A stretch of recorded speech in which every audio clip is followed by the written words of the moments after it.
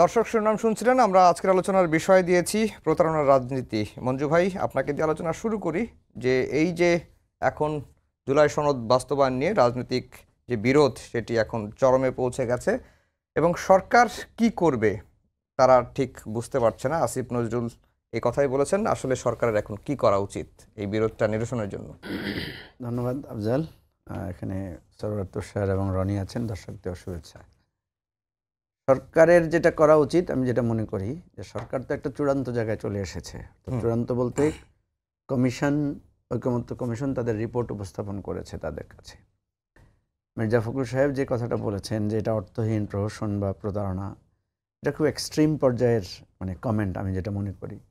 কারণ আমি এটাকে পুরো অর্থহীন মনে করি না। কেন মনে করি না? কারণ একটা ডিটেইল আলোচনা হয়েছে, আমরা সবাই স্বাক্ষর করেছি, বেশিরভাগ অংশ আমরা স্বাক্ষর করেছি এবং জুলাই সনদ আমাদের আগামী দিনের রাজনীতির একটা পথনির্দেশ হবে। ঠিক আছে, মুশকিল হচ্ছে কি এখন আমি যেটা বুঝতে পারছি আর কি, ধরেন আজকে যদি জামাত বলতো যে জুলাই অর্থহীন প্রতারণা, হয়তো দেখতাম মির্জা ফখরুল সাহেব উল্টাটা বলতেন যে এইটা একটা মহান কাজ হয়েছে ইত্যাদি ইত্যাদি। আমরা বুঝতে পারছি না যে কারো থেকে একটু পান থেকে চুন খসলেই এটার ব্যাপারে একটা কমেন্ট করা হচ্ছে। আমি যেটা বুঝি বিএনপির ভ্যালিড কোশ্চেন যেটা, এই কোশ্চেনটা সলভ হওয়া দরকার। বিএনপির ভ্যালিড কোশ্চেন হচ্ছে এই যে জুলাই জাতীয় সনদ আমার হাতে আছে, এখানে ছাপানো হয়েছে, এখানে কিন্তু নোট অফ ডিসেন্টগুলো আছে। তাহলে উপস্থাপন যেটা করা হয়েছে সুপারিশ আকারে, ওই যে 43টা পয়েন্ট, যেটা দিয়ে গণভোটের জন্য যেটা প্লেস করা, 48টা পয়েন্ট যেটা উপস্থাপন করবে, সেখানে নোট অফ ডিসেন্টের বিষয়গুলো নাই। এইটা ওনারা ভ্যালিড পয়েন্ট রেজ করতে পারেন এবং এটার আনসার নিশ্চয়ই ঐকমত্য কমিশন দিবেন। আমি ঐকমত্য কমিশনের একজন সদস্যের সাথে আজকে কথা বলেছি, উনি আমাকে একটা আনসার দিয়েছেন, সেটা আমি দর্শকদের সাথে শেয়ার করতে পারি। কিন্তু তার আগে আমার কথা হচ্ছে যে বিএনপি এটাকে প্রশ্নবিদ্ধ করতে পারে যে আপনারা নোট অফ ডিসেন্টগুলোর ব্যাপারে আমাদের সাথে আলাপ না করে কেন এই ধরনের দিলেন। এটা নিয়ে কথা হতে পারে, প্রশ্ন তোলা তো গণতান্ত্রিক অধিকার সবার আছে, কিন্তু অ্যাজ এ হোল টোটালটাই অর্থহীন প্রহসন প্রতারণা বলাটা কিন্তু এই ধরনের সিনিয়র লেভেল থেকে এটা খুব আমার কাছে মনে হয় যেন কিছুটা হতাশাজনকই। যেটা আসিফ নজরুল বলেছেন, এটা আমার জন্য কিছুটা মনে হয়েছে যেটা ফ্রাস্ট্রেটিং আমার পয়েন্ট অফ ভিউ থেকে। আমি ঐকমত্য কমিশনের একজন সদস্যকে জিজ্ঞেস করেছিলাম যে আপনারা এখানে যে প্রস্তাবটা দিয়েছেন সেখানে আপনারা নোট অফ ডিসেন্টের বিষয়গুলো আনেন নাই কেন? উনি বললেন যে এটা তো একটা কমন ইস্যু, যে আমরা যখন কোনো একটা সিদ্ধান্ত নিয়ে আলোচনা করি সবাই একমত হয়, কোনো কোনো ক্ষেত্রে কেউ না কারো কারো দ্বিমত থাকে, ভিন্নমত থাকে।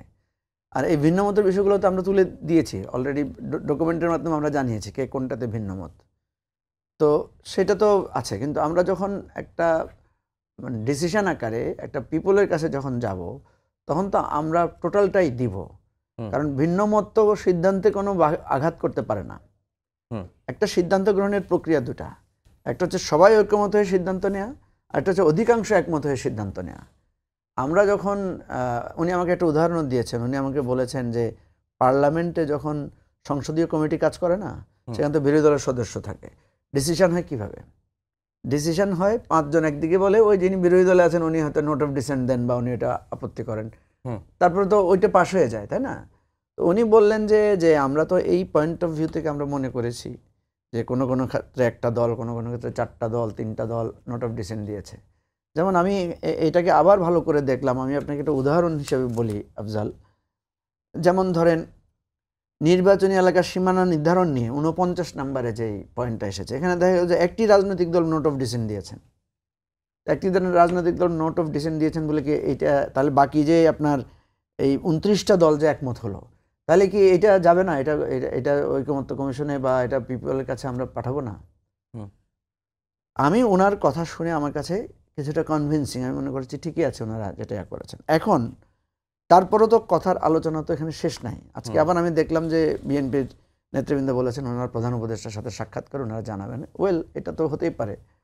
আমি যেটা মনে করি যে বিএনপি যে সমস্ত বিষয়গুলো নোট অফ ডিসেন্ট দিয়েছে, এগুলো যদি পাবলিকলি আমরা আলোচনা করি, তাহলে এটা কিন্তু জনমত কিন্তু বিএনপির বিপক্ষে যাবে। যেমন আমি আপনাকে বলি, এখানে প্রধানতম নোট অফ ডিসেন্ট যেটাকে আমরা বারবার বলেছিলাম বিএনপিকে বুঝিয়ে যে আপনারা এটা একটু নেগোশিয়েট করেন বা এটার ব্যাপারে একটু ছাড় দেন, সেটা হচ্ছে উচ্চকক্ষে ভোটের পিয়ার। হুম। এবং আমরা অধিকাংশ দল এটা মনেও করেছি যে উচ্চকক্ষে যদি আপনার ভোটের পিয়ার না হয় তাহলে উচ্চকক্ষ অর্থহীন, উচ্চকক্ষ আর দেয়ারই দরকার নেই। তা আমরা যে এই যে মতটা দিয়েছি সেই মতটা তো এখানে লেখা হয় নাই, তাহলে তো আমরা তো এখন বলতে পারি আমাদের মতটা আসলো না কেন। আমরা তো বলতে পারি যেটা আমাদেরকে অবহেলা করা হয়েছে, আমাদেরকে তুচ্ছতাচ্ছিল্য করা হয়েছে। অর্থাৎ আমি যেটা বলছি অ্যাজ এ হোল কথা হচ্ছে আমার সব মতের ভিত্তিতেই হবে, উনার সব মতের ভিত্তিতে হবে, আপনার সব মতের ভিত্তিতে হবে না। আপনার বেশিরভাগ মত হবে, কিছু মত হয়তো কম থাকবে, আমার বেশিরভাগ মত থাকবে, হয়তো কিছু মত কম থাকবে। এটার ভিত্তিতে আমরা জনগণের কাছে যাচ্ছি। জনগণ যদি ধরেন কালকে মানে পরশুদিন একটা টক শোতে একজন যিনি রাজনৈতিক বিশ্লেষক হিসেবে খুব ফেমাস, উনি বললেন যে বিএনপিকে না ভোটের দিকে ঠেলে দেওয়া হচ্ছে। আমি বললাম যে কেন? এই 84টার মধ্যে বিএনপি বেশিরভাগের সাথে তো একমত। ওই 3টা বা 2টার জন্য বিএনপি না ভোট দিবে কেন? আর বিএনপি যদি না ভোটই দেয়, হ্যাঁ, তাহলে পুরো বিএনপি, আমরা যে আশঙ্কাটা করেছিলাম যে আসলেই তারা জুলাই সনদ বাস্তবায়নের ব্যাপারে মানে সংস্কারের ব্যাপারে অনাগ্রহী, সেটাই তো প্রমাণিত হবে। আরেকজন বললেন যে আওয়ামী লীগও নাকি না ভোট দিবে। আরে এই জুলাই সনদ বাস্তবায়ন হলে তো সবচেয়ে বেশি লাভবান হবে আওয়ামী লীগ, কারণ এই জুলাই সনদে তত্ত্বাবধায়ক সরকারের কথা বলা আছে। তত্ত্বাবধায়ক সরকার থাকলেই তো আরেকটা রাজনৈতিক দলের নির্বাচিত হওয়ার সুযোগ আছে, আদার দেন তো একদলীয় নির্বাচন হবে। রনি ভাই, যেটি টকশোর অন্য টকশোর রেফারেন্স মঞ্জু ভাই যেহেতু আনলেন যে বিএনপিকে আসলে কি না ভোটের দিকে ঠেলে দেওয়া হচ্ছে কিনা, বা যেটি সুপারিশ ঐকমত্য কমিশন সরকারকে দিয়েছে এর মধ্যে প্রতারণার কিছু দেখছেন কিনা আপনি?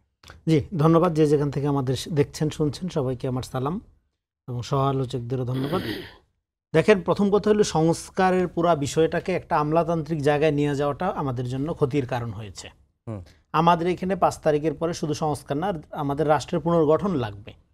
এই পুনর্গঠনের কারণেই এখানে গণঅভ্যুত্থানটা হয়েছে। এবং হাসিনার পলানোর মূল কারণটা কি? হাসিনার পলানোর একটা অন্যতম কারণ হলো কিন্তু প্রতারণা। হাসিনা কথায় কথায় প্রতারণা করতো শান্তি সমাবেশ, নাম দিত শান্তি সমাবেশ, আসলে পিটাবে বিএনপিকে পিটানোর জন্য। হ্যাঁ, বিএনপি ধরনের একটা কর্মসূচি দিত, সে নাম দিত শান্তি সমাবেশ, মানে পিটাবে। তার যা করতো এবং মানে যা বলতো তার উল্টাটা করতো। এই যে প্রতারণার রাজনীতি, তার পরিণতি 5 তারিখ বাংলাদেশ দেখছে। ফলে এখন যদি কারো ব্যাপারে প্রতারণার কথা উঠে, তার তো আতঙ্কিত হওয়ার ব্যাপার আছে, কারণ এটার মডেল তো আমরা 5 তারিখে দেখে ফেলছি। তো আপনার কথা ডিরেক্ট জবাব হইল, আপনার হা না ভোট নিয়ে আমরা আলোচনা করছি, এটা অদরকারি। প্রথম কথা হলো গণভোট এই বিষয়ে দরকার আছে কিনা। মানে আগেই হা না ভোট, আপনি মানে জুলাই সনদের পক্ষে, আপনি হা না কেন ওই জায়গায় তর্কটা নিয়ে গেল কে? এটা তো কুটো তর্ক এবং এটা নন ইস্যু। ইস্যু হইল জুলাই সনদ বাস্তবায়নের জন্য গণভোট দরকার আছে কিনা।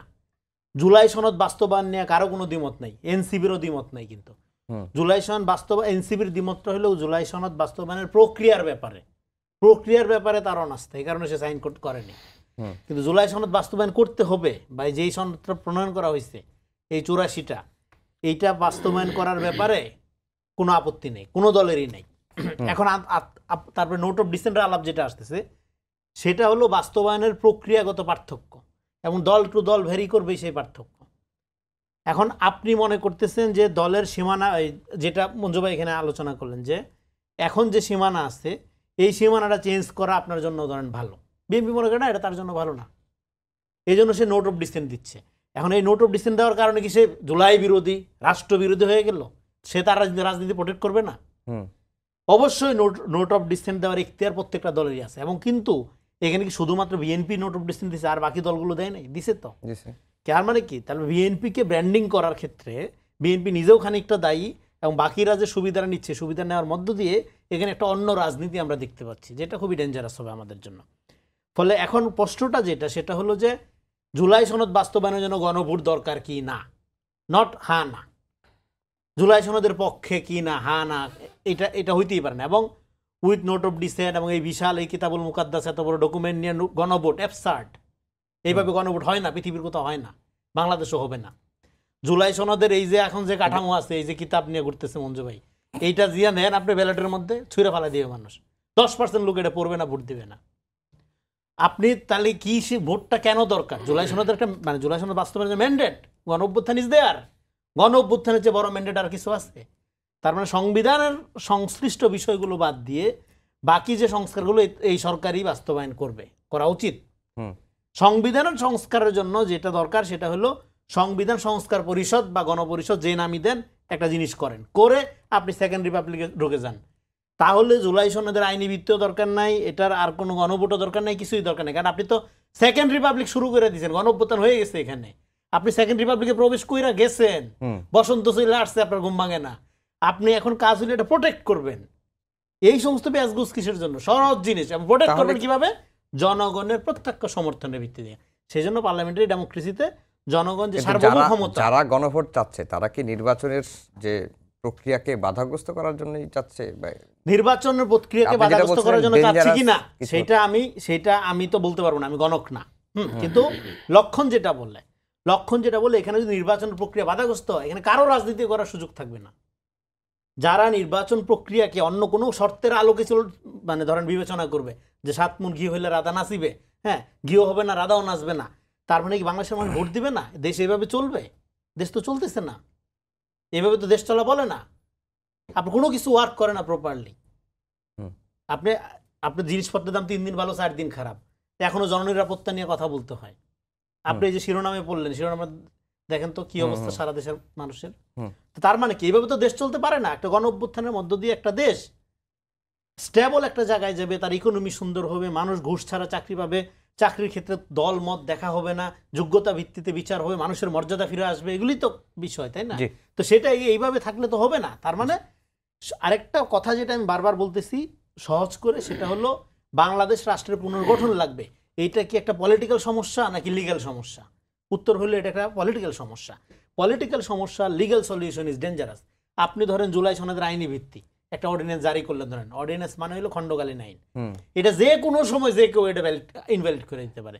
গণভোট যদি আজকেও হয়, ধরেন পার্লামেন্ট যদি মনে করে এই গণভোট আমরা অ্যালাউ করব না, পার্লামেন্টের যে সার্বভৌম ক্ষমতা, তার চেয়ে একটা বিষয়ের উপর যদি গণভোট অর্জিত হয় বা অনুষ্ঠিত হয়, তার ক্ষমতা বেশি হয়ে যায় না। পার্লামেন্টারি ডেমোক্রেসি এভাবে চলে না। তার মানে রাজনৈতিক দলগুলোর মধ্যে যে পার্থক্য, বিএনপি, বিশেষ করে বিএনপি এবং অন্যান্য দলগুলোর ক্ষেত্রে, সেক্ষেত্রে দেখা যাচ্ছে সবাই সংস্কার চায়, সবাই পুনর্গঠন চায়, কিন্তু চাওয়ার ধরনের মধ্যে কার চাওয়াটা গণতান্ত্রিক এবং কার চাওয়াটা অগণতান্ত্রিক হচ্ছে, সেইটা হলো আমাদের এখান থেকে লেসন নেওয়া। সেক্ষেত্রে আমি মনে করি বাংলাদেশের রাজনীতির ক্ষেত্রে একটা গুরুত্বপূর্ণ জায়গায় আমাদের আসতে হবে। আমরা সংস্কার চাই বা পুনর্গঠন যাই চাই, গণতান্ত্রিক পদ্ধতিতে সেটা হতে হবে। কারণ এটা কোনো বিপ্লব না। 5 তারিখে গণঅভ্যুত্থান হয়েছে, এইখানে 1 সেকেন্ড বলে শেষ করব। এবং গণতান্ত্রিক রূপান্তরের ক্ষেত্রে যারা গণতান্ত্রিক রাজনীতি বা পার্লামেন্টারি ডেমোক্রেসি রাজনীতি মিন করে, বা মধ্যপন্থার রাজনীতি বা মডারেট ডেমোক্রেসি বা লিবারেল ডেমোক্রেসি মিন করে যারা, তাদেরকে অ্যাগ্রেসিভ ভূমিকা নিতে হবে। এখানে এই ধরনের বিশেষজ্ঞ কমিশন, বাংলাদেশ বিশেষজ্ঞ এবং এনজিও প্রজাতন্ত্রী বিশেষজ্ঞরা 55 বছরে বাংলাদেশকে যে জায়গায় নিয়ে আসছে, আমরা নাউজুবিল্লাহ পড়তে চাই, তাদেরকে আমরা বিশ্বাস করি না এবং তাদের হাতে আমরা ছেড়ে দিতে চাই না। সমাধান রাজনীতিবিদ। আজকে মাহমুদুর রহমান মান্না ভাই, উনি তো সরকারের বেশ সমর্থক, তিনি ডক্টর মোহাম্মদ ইউনূসকে খুব প্রেস করেই কথা বলেন। আজকেও তিনি বলছেন যে সরকার এখন প্রতারকের কাঠগড়ায় দাঁড়িয়ে গেছে, এবং কিছুদিন আগে আপনারাও বলেছিলেন যে সরকার আপনাদের সঙ্গে প্রতারণা করেছে। এইটি দুটি বিষয়। আর যেটি রনি ভাই যেটি বললেন যে গণভোট এখন হলেও পার্লামেন্ট যদি সেটা না চায় বাতিল করে দিতে পারে। আপনাকে ধন্যবাদ। সরকার প্রতারক, এটা একটা রাজনৈতিক ভাষা। মোদ্দা কথা হওয়ার, যেটা আমি অনেকবার বলেছি অনেক জায়গায়, যে সরকারের একটা সবসময় তার মধ্যে একটা শেকি ব্যাপার দেখা যায়, মানে নড়বড়ে ব্যাপার। সরকার পজিশন নেয় না, শেষ মুহূর্ত পর্যন্ত সে দেখতে থাকে হুমায়ুন আহমেদের ক্যারেক্টারের মতো, হ্যাঁ, কিন্তু সে কোনো পজিশন নেয় না। কিন্তু এবং শুরু থেকেই প্রধান উপদেষ্টা এবং তাকে যারা বেষ্টিত ছিলেন, মানে বেষ্টন করে রেখেছেন, তারা কতগুলো ভুল আইডিয়া ওনাকে পুশ করেছেন। এর মধ্যে একটা হচ্ছে যে আপনি ফ্যাসিলিটেটর, কিন্তু মানে আমরা ফ্যাসিলিটেট করবো, এই যে আইডিয়া। এবং এই আইডিয়া কি প্রথমে উনি বলেছেন ছাত্ররা আমার নিয়োগকর্তা, যার মানে হচ্ছে উনি বুঝিয়েছেন বৃহত্তর জনগণ। হ্যাঁ, ছাত্ররা মানে অনেকে আবার লিটারালি কয়েকটা নাম বোঝে, উনি কিন্তু ওই আইডিয়া থেকে কথা বলেন নাই। উনি বুঝিয়েছেন যে ছাত্র সমাজ, গণ অভ্যুত্থান যারা করেছে, সেই তার সাথে বৃহত্তর জনগোষ্ঠী, এরা আমার নিয়োগকর্তা। পরবর্তীতে উনি বললেন যে রাজনৈতিক দলগুলো, তাদের সাথে কথাবার্তা ছাড়া আমি কিছু করবো না, ঐক্যমত্য হলে এতটুকু, না হলে এতটুকু, স্বল্প প্যাকেজ চাইলে এটা, দীর্ঘ প্যাকেজ চাইলে এটা। উনি কিন্তু এই ধরনের কথাবার্তাগুলো বলেছেন, এবং তখন বোঝা গেল যেটা উনি অবশ্যই সম্মানিত ব্যক্তি, বিশ্ববরেণ্য ব্যক্তি, এবং বাংলাদেশের গণ অভ্যুত্থানের পরে মানে তিনি ছিলেন আনপ্যারালাল, মানে তাকেই বসতে হতো এখানে এবং তাকে আমরা পেয়েছি, এই জন্য অবশ্যই আমরা তাকে থ্যাংক ইউ জানাই, ধন্যবাদ জানাই। কিন্তু তিনি মানে পুরো প্রক্রিয়াটার ব্যাপারে যতটুকু তার ডিসাইসিভ এবং ফোকাস থাকা দরকার ছিল তিনি ততটুকু ফোকাস না। এটার উদাহরণ আমি অন্য অনেকগুলো দিতে পারবো, যেমন জনপ্রশাসনের ব্যাপারে তিনি সর্বশেষ কয়েকদিন আগে বললেন যে আমি নিজের হাতে রদবদলগুলো করবো ইলেকশনে। তো এতদিন কি করলেন, এতদিন কি হইলো, জনপ্রশাসনের ভুতুরে সব কাণ্ড হয়ে গেছে, পদোন্নতি মানে বদলি টদলি এসব নিয়ে, এবং এই যে ক্যাবিনেট যে একটা কমিটি করা হয়েছে এই জনপ্রশাসন কমিটি, এটার ব্যাপারে সমস্ত দলই আপত্তি করছে নানা অ্যাঙ্গেল থেকে। তাহলে এতদিন করার পরে তারপর প্রধান উপদেষ্টা নির্বাচনের 1 মাস আগে তার মনে হয়েছে যে আমি এবার নিজের হাতে সব করব। এতে বোঝা যায় যে উনার এই সমস্ত ব্যাপারে উনি একটু সরল, এটা আলাদা প্রশ্ন। দ্বিতীয় এবারে আসি যে ফলে ওই যে প্রতারক যেটা, এটা হচ্ছে যে উনি এই যে বেশিরভাগ ঝামেলা যে হচ্ছে আপনি দেখবেন এটা কারণ হচ্ছে সরকার ঠিক সময় ঠিক কাজটা করছে না, এই কারণে ঝামেলাগুলো হচ্ছে। আপনি যেগুলো অ্যাগ্রি করেছে সবাই যে আমরা এইভাবে বাস্তবায়ন করব, এই যে এখন আজকে এত কথা হচ্ছে আদেশ, গণভোট, অন্যান্য খুঁটিনাটি তর্ক বাদ দেন, আদেশ, গণভোট এবং পরের পার্লামেন্টের দ্বৈত ক্ষমতা, এইটা এখানে মঞ্জু ভাই আছেন, আমি ভুল বললে উনি শুধরে দেবেন। এইভাবে অ্যাগ্রি করে আমরা সমস্ত দল কমিশন থেকে বের হয়েছি। বিএনপির যিনি প্রতিনিধিত্ব করেছেন স্থায়ী কমিটির সদস্য, তিনি এসে কি বলেছেন, তাকে আপনারা প্রশ্ন করেছেন সাংবাদিকরা যে যদি গণভোটের মানে গণভোট পরের পার্লামেন্ট গণভোট মানবে কেন, উনি বলেছেন জনগণের সার্বভৌম ইচ্ছার উপর কোনো কথা নাই। পত্রিকায় কোটেড বক্তব্য এগুলো, এবং উনি এগুলো টেলিভিশনের সামনে সারা জাতিকে সাক্ষী রেখে বলেছেন যে গণভোট হলো সভরেইন উইলের বহিঃপ্রকাশ, ফলে পরের পার্লামেন্ট এটা মানতে বাধ্য, মানে তাদের মধ্যে এটা লিগ্যালি এটা তাদের জন্য বাইন্ডিং হয়ে যায়, তারা এটা অন্য কিছু করতে পারবে না। কোন প্রক্রিয়ায় করবে সেটা হচ্ছে লিগ্যাল এক্সপার্টদের কথা। ওখানেই এসছে যে ঠিক আছে তাহলে আমরা পার্লামেন্টকে কিছু সময়ের জন্য কনস্টিটিউয়েন্ট পাওয়ার দেবো, এটা হলো লিগ্যাল পণ্ডিতদের ইয়ে। কিন্তু উনি পলিটিশিয়ান হিসেবে কিন্তু যেটা বলার বলে দিয়েছেন, আমি ওটাকে সমর্থন করি যে জনগণের মানে সার্বভৌম ইচ্ছার বহিঃপ্রকাশ হচ্ছে আপনার গণভোট। তাহলে আমরা এটাতে একমত হয়ে বের হওয়ার পরে এত কথাবার্তার কি দরকার? জিনিসটা সিম্পল রাখছি না কেন আমরা? সিম্পল না রাখার পেছনে সরকারের একটা মানে আমি বলবো যে ইনডিসিশনের ভূমিকা আছে। এখানে কমিশনকে দোষ দিয়ে লাভ নাই, কমিশন তো সুপারিশ যেটা করার সেটা কিন্তু তারা করে দিয়েছে, তাদের কাছে প্যাক আপ। এখন বল সরকারের কোর্টে, এটা আমি আগেও বলেছি। কিন্তু সরকার যেটা আমি তার যেটা সমস্যা আমি দেখি, প্রধান উপদেষ্টা এই সমস্ত ক্ষেত্রে একটু মানে ওনার প্রতি তো আর একটু হার্ড বলতাম যদি অন্য কেউ হতো, উনি একটু সরল এইসব ক্ষেত্রে, এই কারণে সমস্যাগুলো হয়। এবার আসেন পরের পার্লামেন্ট গণভোট বাতিল করতে পারবে কিনা, আমি মনে করি যে পারবে না। কারণ এটা আমরা যে আলোচনাটা করে এসেছি যে বাস্তবায়ন পদ্ধতি নিয়ে দেখেন এত কথা হলো কেন। জুলাই সনদ একটা আপনি প্রেসক্রিপশন বানিয়ে পরে সরকারের কাছে দিয়ে দিতেন, ওটা হয় না। বাস্তবায়ন পদ্ধতি নিয়ে সবাই খুব সিরিয়াস ছিল রাজনৈতিক দলগুলো এবার। এবং আমি আপনার এখানে এসে আলোচনা করেছি যে বাংলাদেশের রাজনৈতিক দলগুলো কনস্টিটিউয়েন্ট পাওয়ার, বেসিক স্ট্রাকচার, এই সমস্ত ভারী ভারী শব্দ, ভারী ভারী আইডিয়া নিয়ে লম্বা সময় ধরে আলাপ আলোচনা করেছে, এটা কিন্তু নজিরবিহীন বাংলাদেশে। হ্যাঁ, সেটা কেন করতে হয়েছে? কারণ হচ্ছে আপনি এই পরিবর্তনটাকে সিল করতে চান, এটা নিয়ে আপনাকে আর বাংলাদেশে যেটা দেখা গেছে আপনি যেটা সংগ্রাম করে রক্ত দিয়ে যেটা আদায় করেন, এটার জন্য পরে 40 বছর পরে আবার এটার জন্য ফাইট করতে হয়, যেমন তত্ত্বাবধায়ক সরকার ব্যবস্থা। আন্দোলনের ফসল ছিল এটা, এবং সেইটাকে আপনি ত্রয়োদশ সংশোধনীর মধ্য দিয়ে সাংবিধানিক স্বীকৃতি দিয়েছেন। দেওয়ার পরে আবার দেখেন এটার জন্য আবার আপনাকে এখনো কথাবার্তা বলতে হয়, এখন এটা শুনানি চলে, তার মানে আপনাকে তো পিছিয়ে দেওয়া হয় বারবার। এই জন্যই হচ্ছে আমাদের এটা ছিল যে আইনি ভিত্তি কথাটা কথার কথা না, সাংবিধানিক ভিত্তিতে কথার কথা না। মানে আমি যেটা অর্জন করেছি এটার জন্য পরে আবার 20 বছর পরে 15 বছর পরে আবার এটার জন্য আমি আবার পেছনে যাব না, ঠিক আছে? মানে এটা গেলে তো আমি আসলে কোথায় থাকলাম? এখন গণভোট, পরের পার্লামেন্ট গণভোট তার জন্য ম্যান্ডেটরি, কারণ এই গণভোটটা কোনো কনসালটেটিভ গণভোট না। এবং এটা কিন্তু আবারও আমি বলি যে আমরা বললে তো এটা অতটা বিশ্বাসযোগ্য মনে হয় না, আবার আমাদের বয়স টয়স নানা কারণে ফোরন কাটে লোকে। আমি সালাউদ্দিন সাহেবের উদাহরণই দিই, উনি কি বলেছেন? উনি বলেছেন যে গণভোটটা এখন অনেকে প্রশ্ন তুলেছেন যে গণভোট তো ইয়েতে নাই, সংবিধানে এখন নাই, এটা নিয়ে শুনানি হচ্ছে, যদি হয় এটা পরের পার্লামেন্টে কার্যকর হবে, যেটা 142-এ যে গণভোটটা। তাইলে এখন আমরা গণভোট করবো কোন স্কোপে? উনি একটা খুব সুন্দর উত্তর দিয়েছেন, যেহেতু উনি অভিজ্ঞ মানুষ, উনি এগুলো বোঝেন। এটাই বোঝা যায় যে সালাউদ্দিন ভাই যখন বুঝতে চান তখন উনি বুঝেন, কিন্তু যখন বুঝতে চান না তখন বুঝেন না। উনি বলেছেন যে দেখেন ওইটা ঠিক যে 142 ওটা আছে, কিন্তু জাতীয় ইস্যুতে গণভোট করা যাবে না এমন কোনো বিধিনিষেধ আমাদের সংবিধানে নাই, সুতরাং করা যাবে। কি সুন্দর সিম্পল এক লাইন উনি বলে দিয়েছেন। অর্থাৎ আপনি যে সকল বিষয়ে আপনার 142-এর যে গণভোটটা, এটা হচ্ছে সংবিধানের কিছু স্পেসিফিক ইস্যুতে আপনি যদি পরিবর্তন করতে চান আপনাকে জনগণের কাছে যেতে হবে। এর বাইরেও আপনার হাজারটা জাতীয় সমস্যা অ্যারাইভ করতে পারে আপনার জাতির সামনে। যেমন ধরেন আপনি সিএসটিতে সেনা রাখবেন কি রাখবেন না, এটা শুধু সংসদ বা শুধু সরকার সিদ্ধান্ত নিতে পারছে না, টু বিগা ইস্যু। তখন আপনি টু বিগান ইস্যু, তখন আপনার যেতে হবে জনগণের কাছে যে আপনি কি চান এখনো আমাদের ওখানে সেনা উপস্থিতি থাকবে নাকি সেনা শাসন থাকবে, কোনটা? এই যে একটা বড় কোয়েশ্চেন, এটার জন্য আপনাকে জনগণের কাছে যেতে হবে, দ্যাট ইজ গণভোট। অর্থাৎ যেটা সংবিধানে নাই এমন প্রশ্ন আপনাকে গণভোটে যেতে হতে পারে। এইটাই হলো জুলাই সনদ। এটা আপনার কোনোদিন আপনাকে জুলাই সনদ বলতে একটা জিনিস আসবে, গণঅভ্যুত্থান হবে, আপনি জুলাই সনদ বানাবেন, এটা নিয়ে এত কথা হবে, এটা আমরা কেউ জানতাম না। এটা আপনার জাতির সামনে আসছে, আসার কারণে আপনি এখন এটা গণভোটে যাচ্ছেন। এই গণভোট হচ্ছে ফর্ম অফ কনস্টিটিউয়েন্ট পাওয়ার, এবং লিগ্যাল ভাষায়, রাষ্ট্রবিজ্ঞানের ভাষায়, দর্শনের ভাষায় কনস্টিটিউয়েন্ট পাওয়ার হচ্ছে মানে জনগণ ওই যে যেটা বলা হয় যে জনগণ হলো ল গিভার, আইন প্রদায়ক। জনগণ এখন নতুন যে সংসদ বসবে তাকে বলছে যে তুমি এই জিনিসগুলোকে, আমার এই আকাঙ্ক্ষাগুলোকে আইনের মধ্যে ট্রান্সলেট করো। সুতরাং এটা পরের পার্লামেন্ট কোন ফরম্যাটে করবেন, কনস্টিটিউয়েন্ট রোল দিবেন কিনা তাকে, না কি করবেন, সেটা হলো খুঁটিনাটি টেকনিক্যাল বিষয়। কিন্তু জনগণ এটা কিন্তু মানে ডিরেক্টিভটা দিয়ে দিচ্ছে সংসদকে, এটা সে কোনোভাবে অমান্য করতে পারবে না। আরেকটা জিনিস আমি একটু বিনয়ের সাথে এক লাইনে রনি ভাইয়ের এটা আমি একটু করতে পারি। এটা 90-এর তর্ক ছিল কিন্তু, যে পার্লামেন্ট সভরেন কিনা। পার্লামেন্ট সভরেন না, সভরেন হলো পিপল।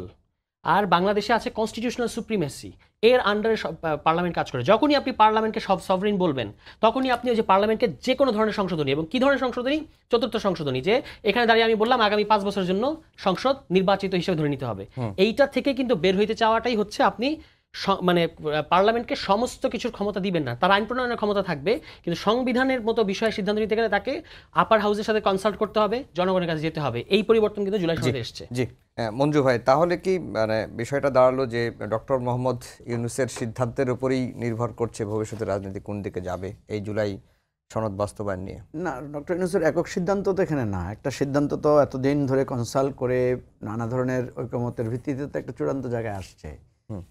এখানে ডক্টর ইউনূসের রোল প্লে করা দরকার ছিল না। যেহেতু কিছু কিছু জায়গায় দ্বিমত আছে, আপনাকে রেফারি কখন ডিসিশন দিতে হচ্ছে যে এখন কি মানে ফাউল হয়েছে না হয়েছে, যখন দেখা যাচ্ছে যে একটা অভিযোগ এসেছে, ঠিক আছে। এখন যেহেতু বাস্তবায়ন প্রক্রিয়া নিয়ে প্রশ্ন উঠেছে, ডক্টর ইউনূসকে এখন কয়েকটা সমাধান দিতে হবে। কিন্তু একটা হচ্ছে গণভোটটা আগে হবে না একই দিনে হবে, এটা ওনাকে ডিসাইড করতে হবে। দ্বিতীয়টা হচ্ছে যে এই আপনার নোট অফ ডিসেন্টের ইস্যুটা যেটা এসেছে, এটা ওনাকে ক্লিয়ারলি বলে দিতে হবে যে আমি নোট অফ ডিসেন্ট বা ওনারা যে প্রস্তাবটা দিয়েছেন আমি এই প্রস্তাবের সাথে একমত না, উনি আবার বিএনপির সাথে কথা বলে উনি এটাকে আবার রিভিউ করবেন। প্রথম বিষয়টা আমি আপনাকে বলি, যেটা রনি একটু আগে যে কথা বলেছেন যে গণভোট এভাবে হয় না। গণভোট আসলে কীভাবে হয়? আমরা যখন একটা ভোট দেই সব কিছুতে, আমরা যখন মতামত দেই, আমরা কিন্তু প্রত্যেকটার আলাদা আলাদা করে মত দেই না।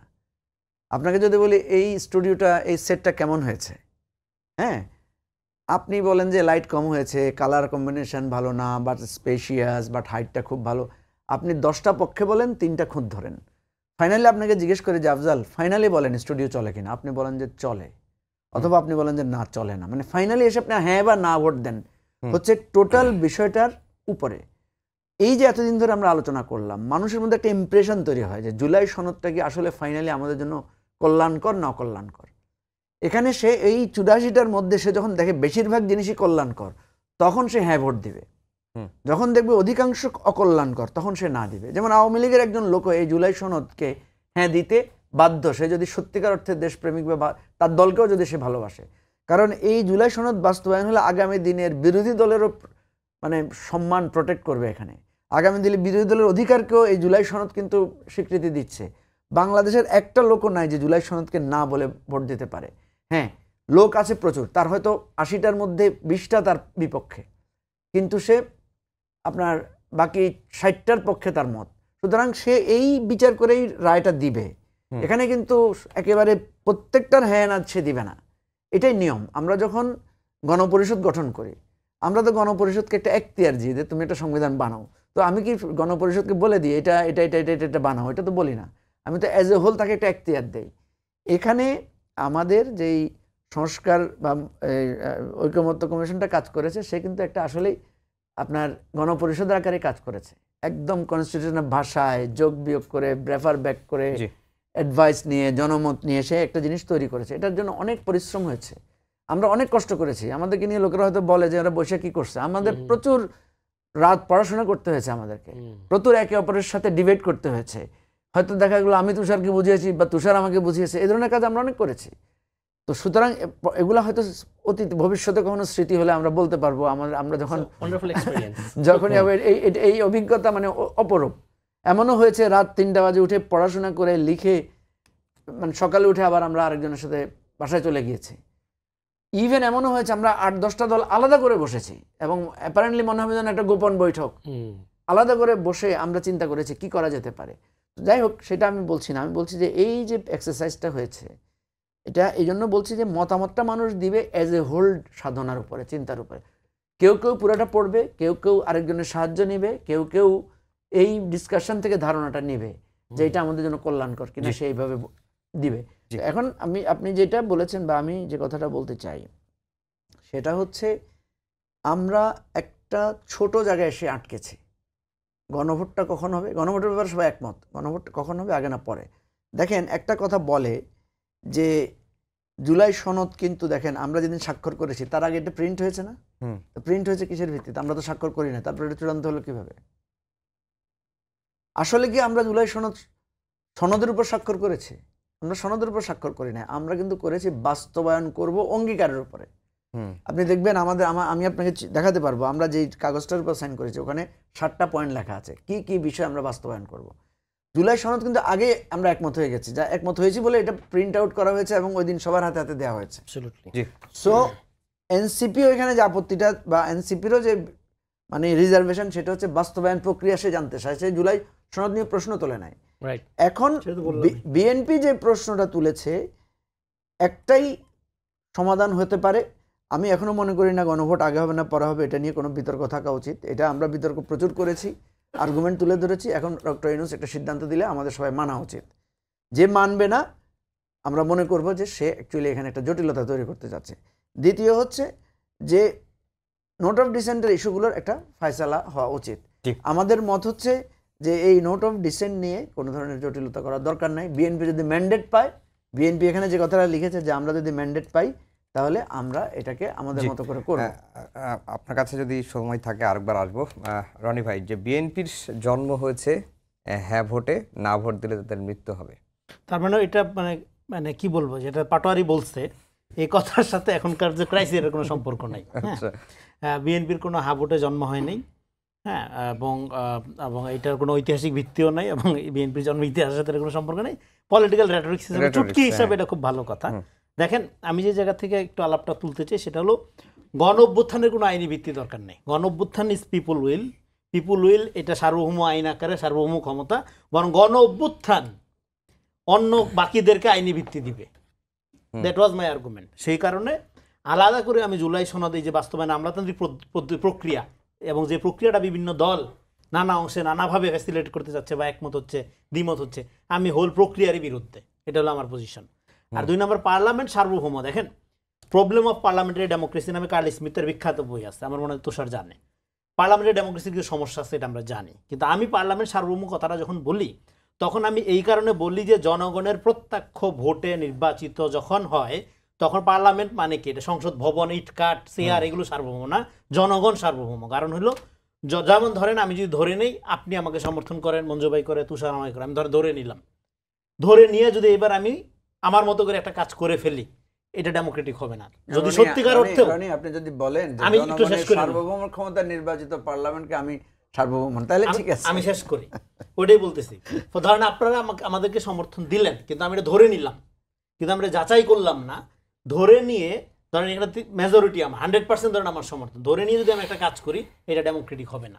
কিন্তু আমি যদি যাচাই করতে গিয়ে দেখি যে আমাকে 51% সমর্থন দিয়েছে, বাকি 49 জন দেয় নাই, তখন আমি 100%-এর ম্যান্ডেট অর্জন করি। এটাই পার্লামেন্টের, এটাই ডেমোক্রেসির সুবিধা এবং অসুবিধা। ফলে তখন আমি যখন একটা করি তখন আমি 100% অ্যাক্ট করি। আর আমি যদি ধরে নিয়ে আমি যদি অ্যাক্ট করি আমার পছন্দ, আমি মঞ্জু ভাইকে পছন্দ করি, মঞ্জু ভাইয়ের মতো করে অ্যাক্ট করবো, বা আপনাকে পছন্দ করি আপনার মতো করে, ওরটা বাদ দিব। ফলে এইটা একটা সমস্যা। এই জন্য ডেমোক্রেসিটাকে করতে হয় কি, এটা ডেমোক্রেসি মানে কোনো ব্যক্তি না, পার্লামেন্ট মানে কোনো ব্যক্তি না, প্রধানমন্ত্রী মানে কোনো ব্যক্তি না, এটা প্রাতিষ্ঠানিক করার কথা বলি। কিন্তু আমরা অলওয়েজ ইলেক্টেড কিং নির্বাচন করছি, আমরা তো প্রধানমন্ত্রী নির্বাচন করতে পারি নাই 54 বছরে। আমরা দল যার যার রাষ্ট্রসভার এরকম একটা জায়গায় তো যাইতে পারি নাই, যে কারণে আমার কথাগুলোকে একটু কঠিন বা অ্যাবসার্ড মনে হতে পারে। হ্যাঁ, ফলে পার্লামেন্ট সার্বভৌম তখনই হয় যখন আপনি জনগণের এই যে সার্বভৌম ক্ষমতা কি, ভোট দেওয়া, নিজ সজ্ঞানে কোনো রকম পরিচিত প্রভাবিত হয়ে না হয়ে তার মতো করে ভোট দেওয়া। ফলে এই যে এটাই সার্বভৌম ক্ষমতা। এখন এই সার্বভৌম ক্ষমতাটা প্রয়োগ করার প্রক্রিয়াটা আপনি বন্ধ রাখছিলেন 17-18 বছর। দ্যাটস ওয়াই জনগণ গণ অভ্যুত্থান করে এই যে পুরা লিগ্যাল সিস্টেম এটাকে না করে দিছে, না করে দিয়ে সে একটা এক্সট্রা লিগ্যাল সিস্টেম আপনার এই যে যেটার মধ্যে আমরা আছি, এক্সট্রা কনস্টিটিউশনাল অবস্থার মধ্যে আছি, এটা সুপ্রিম ল। এই গণ অভ্যুত্থান তার আলাদা করে কোনো আইনি ভিত্তি দরকার নেই। যখন আপনি তার আলাদা আইনি ভিত্তির কথা শুনেন, সেকেন্ড রিপাবলিক যে শুরু হয়ে গেছে আপনি এটা ভুলে যান।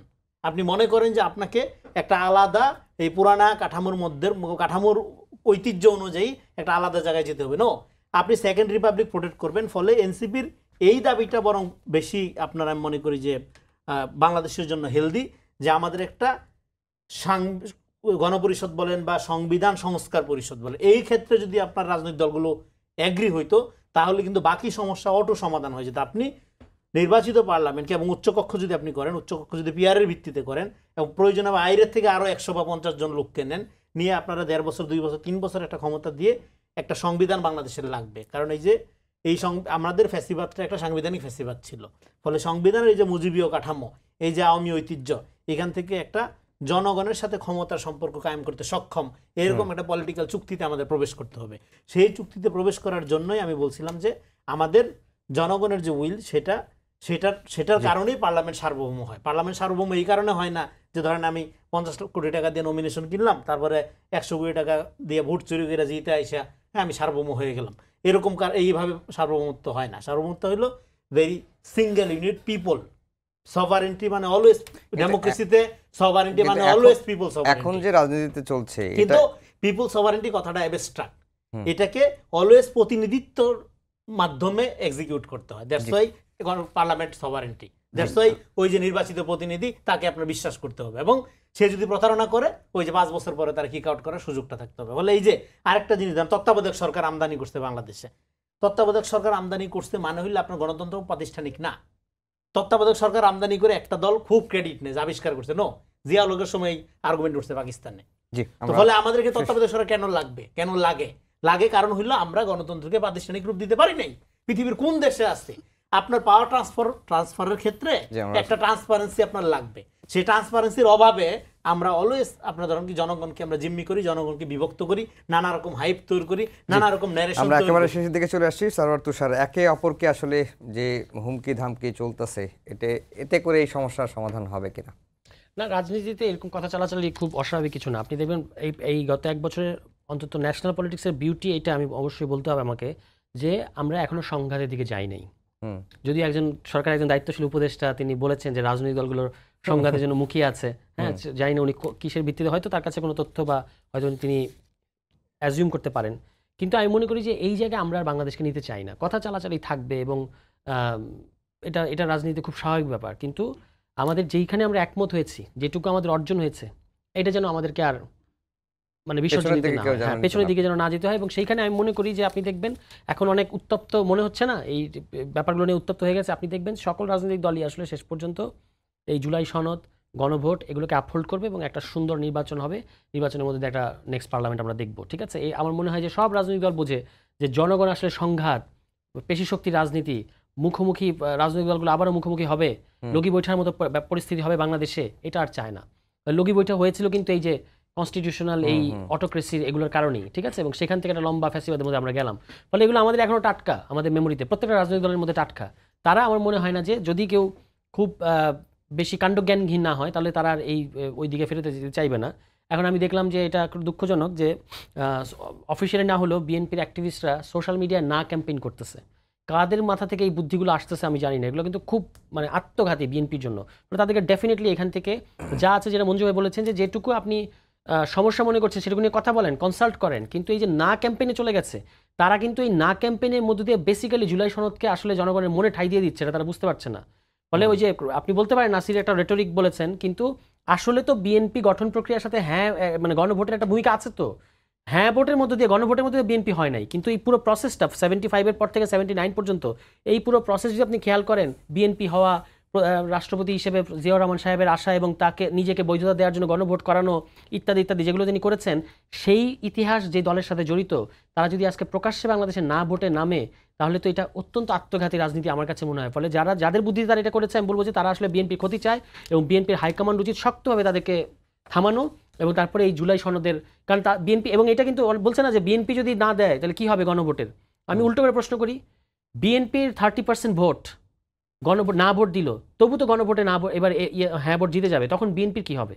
এটাও কিন্তু বিএনপিকে চিন্তা করতে হবে। জি মঞ্জু ভাই, 1 মিনিট সময় আছে, আপনার সেই আশঙ্কা দিয়েই শেষ করতে চাই যে ঐক্যমত্যে পৌঁছাতে ব্যর্থ হলে ডক্টর মোহাম্মদ ইউনূস পদত্যাগ করতে পারেন, আজকে যেটি বলেছেন। না, যেটা কিছুটা আসিফ নজরুলের কথা উনি বলেছেন যে উনি খুব মানে এই যে রাজনৈতিক দলগুলোর এই ধরনের হাইপার রিয়াকশন, উনি এটার ব্যাপারে হতাশ। আমি যেটা দেখি আর কি, যে ধরেন ঐকমত্য যদি না হয়, প্রফেসর ইউনূস একটা সিদ্ধান্ত দিলেন, যেমন বিএনপি আজকে বলেছে যে নভেম্বরে দিলে আমরা মানব না, আগে ইলেকশন দিলে আমরা মানব না। জামাত যদি বলে যে না, মানে নভেম্বর ছাড়া অন্য কোনো হলে আমরা মানব না, তাইলে প্রফেসর ইউনূসের করণীয় কি? আমি যেটা বুঝি আর কি, যে আমি যদি চেয়ারে থাকতাম, আমার তখন একটাই করণীয়, যে ঠিক আছে আপনারা যদি আমাকে না মানেন তাহলে তো আমার আর চেয়ারে থাকার কোনো মঞ্জু দরকার ভাই, নেই। একটু সময়টা একটু তো ভুল সেটাই বলেছিলাম, আমি আমাদের সময় শেষ না, একেবারে। thank you. সবাইকে ধন্যবাদ জানিয়ে শেষ করছি। আমাদের আজকের সম্পাদকীয় আগামীকাল আবারও দেখা হবে একই সময়ে। শুভরাত্রি।